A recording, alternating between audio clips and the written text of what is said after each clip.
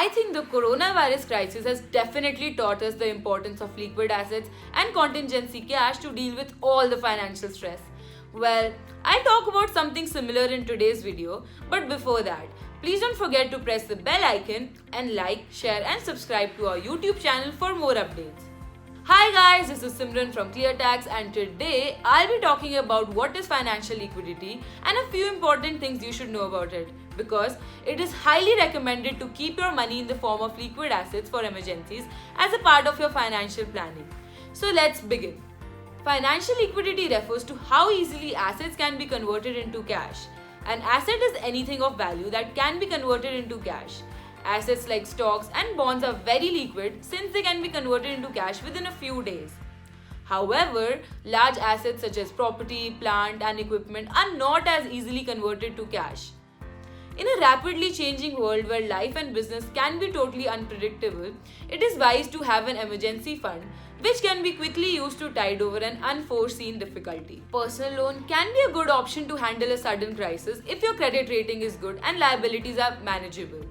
When your assets can't be converted conveniently or stand the risk of being undervalued, a personal loan would appear to be the best choice. In such a scenario, it is advisable to approach a credible franchisee of a renowned bank. Now, here are 5 things you should know about financial liquidity. The first one is, financial liquidity is the simplicity with which any asset can be converted into ready cash either to spend or to invest. The second one is, the lower the time taken to convert the asset to cash, the more liquid the asset is, like bank fixed deposits, listed equities, and open-ended mutual funds. The third one is, the lower the cost incurred to convert the cash, the more liquid the asset. Some assets have penalty or applicable exit load which adds to the cost. The fourth one is, the lower the price fluctuation in a quick sale of an asset, the more liquid the asset.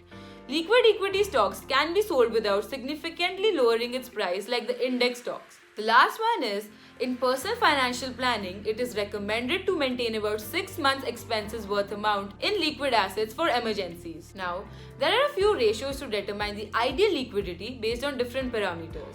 For a business, liquidity can be assessed using the current ratio, also known as the working capital ratio. The formula for calculating the same is current assets divided by current liabilities.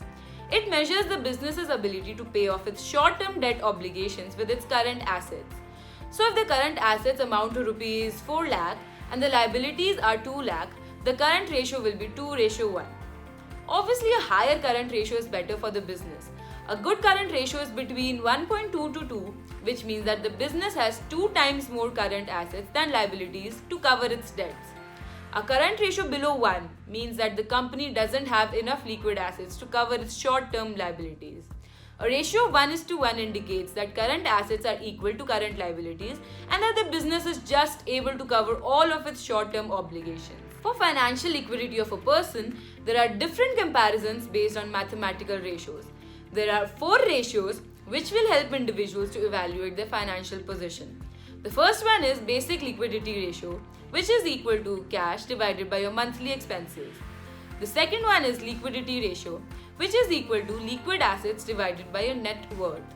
The third one is savings ratio, which is equal to savings divided by your gross income. The fourth and the last one is debt to assets ratio, which is equal to total liabilities divided by total assets.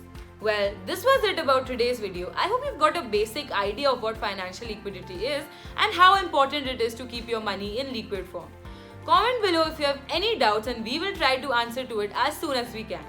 Stay tuned to our YouTube channel for more informative videos like these. Till then, goodbye and take care.